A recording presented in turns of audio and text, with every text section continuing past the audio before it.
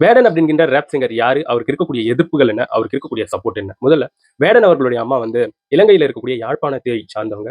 அதுக்கப்புறம் தமிழ்நாட்டுல வந்து செட்டில் ஆகுறாங்க. வேடன் அவர்களுடைய அப்பா வந்து முரளி. அவருடைய சொந்த ஊர் வந்து கேரளாவுல இருக்கக்கூடிய திரிச்சூர்.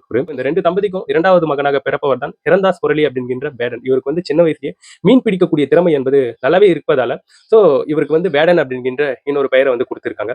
இவர் வந்து ஒரு ரேப் சிங்கர். சமூகத்துல நடக்கக்கூடிய ஏற்றத்தாழ்வுகள் அதெல்லாம் இவர் வந்து அவருடைய ரேப் சிங்கிங்ல வந்து வெளிப்படுத்துவாரு. தன்னுடைய சுய முயற்சியில தான் அவர் வந்து இப்போ டாப் பொசிஷனுக்கு வந்து போயிருக்காரு. இவருக்கு இருக்கக்கூடிய எதிர்ப்புகள் அப்படின்னு பார்க்கும்போது, அதாவது ரீசென்ட்டா கேரளாவுல இருக்கக்கூடிய பாலக்காட்டுல இருக்கக்கூடிய பாஜக கவுன்சிலர் ஒருத்தவங்க, மினிமோல் அப்படிங்கின்ற ஒரு பெண் கவுன்சிலர். அவங்க வந்து நம்மளுடைய உள்துறை அமைச்சரான அமித் ஷா அவர்களுக்கு வந்து ஒரு லெட்டர் வந்து எழுதுறாங்க. அந்த லெட்டர்ல என்ன குறிப்பிடப்பட்டிருக்குன்னா, அதாவது மோடி அவர்களை வந்து பிரதமர் மோடி அவர்களை இவர் வந்து இழிவுபடுத்தி பேசுறாரு.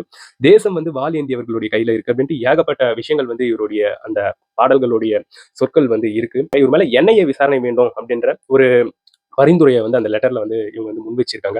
அந்த ஒரு பிரச்சனை. இன்னொரு பக்கம் வந்து இவர் வந்து கஞ்சா யூஸ் பண்ணி இருப்பதாக கடந்த ஏப்ரல் 28ஆம் தேதி வந்து கைதாகிறாரு. அதுக்கப்புறம் ஜாமீன்ல வந்து வெளிய வந்தாரு.